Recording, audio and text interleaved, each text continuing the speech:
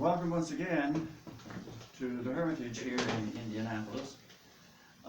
Today we are celebrating the third Sunday of Advent, and the very first words in the liturgy are rejoice, and then it says, again I say, rejoice.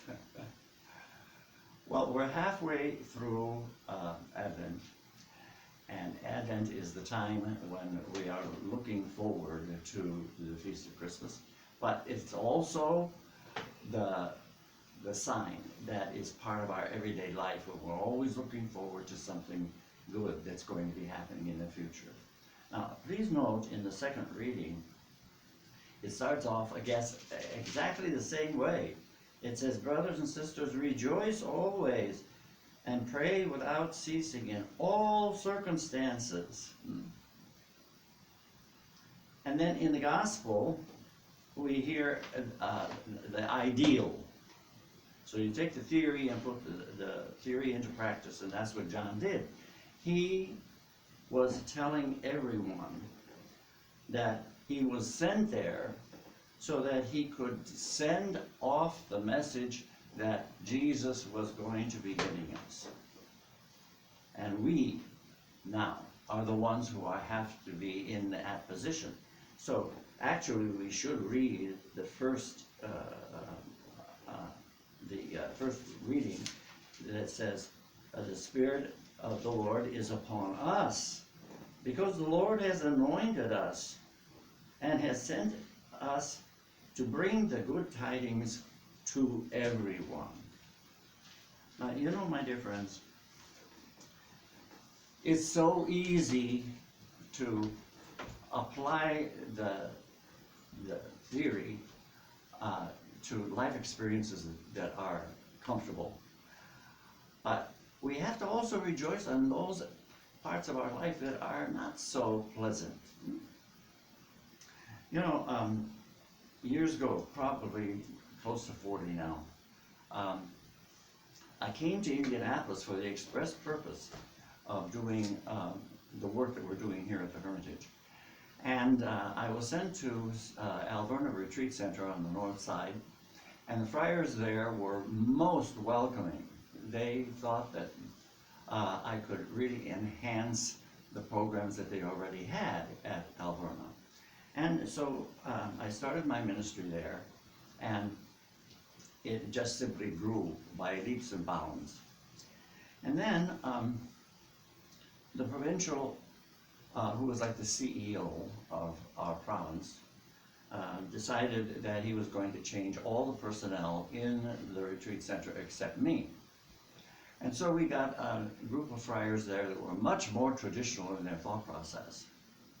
And after a while, they were complaining to the provincial office that I was destroying the Catholic image of the retreat center. And so I got a letter from the provincial that just simply said, Justin, take your program someplace else. Now, you know, I have never heard of a friar being sent away from someplace. We're always sent to someplace. But anyway, that's the way it happened. So it was a very painful time in my life. But the Hermitage would never have come into existence had that not happened, because I was out on my own, and we were then free of the jurisdiction of the diocese and also the jurisdiction of the order. And we then were able to create what is now an international ministry. But I also learned how to use that particular set of circumstances to help me grow spiritually. It was a very important part of my spiritual growth. I learned how to apply the theory that I was teaching. And I learned how to be able to accept the friars exactly where they were without any judgment.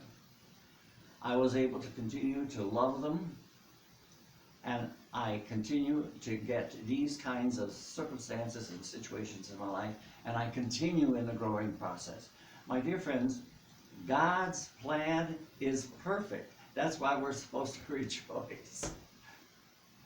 All of us have been baptized with the Christ presence.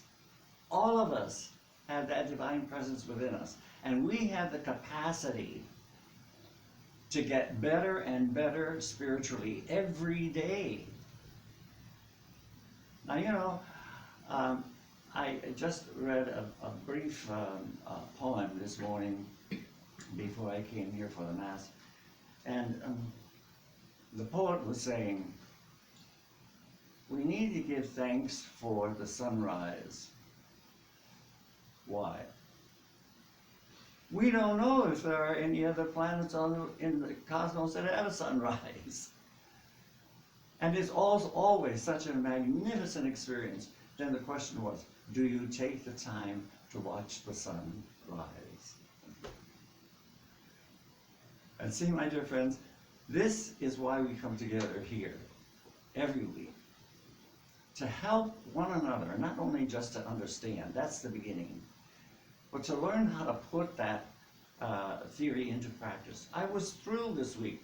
I got an email from Australia, and this friend of mine was walking her dogs, and a woman was passing her in the opposite direction who had a really wonderful outfit on. So she stopped and commented on it, and they started a conversation. And I thought, wow, that's great. You know, the truth is going all the way to Australia, and they're picking up on it. My dear friends, we celebrate during this season love. And so, with the direction that we're getting from the scripture today, see what you can do about going through this week and rejoice about absolutely everything that's going on in your life, especially the things that may be difficult. And when you do that, your mindset is going to be very clear. God's plan is perfect. I don't have to worry about anything. You can create peace here and have it with you all the time. We can do that because we are all powerful spiritual beings, and our love makes the difference. Have a wonderful week, and God bless you all.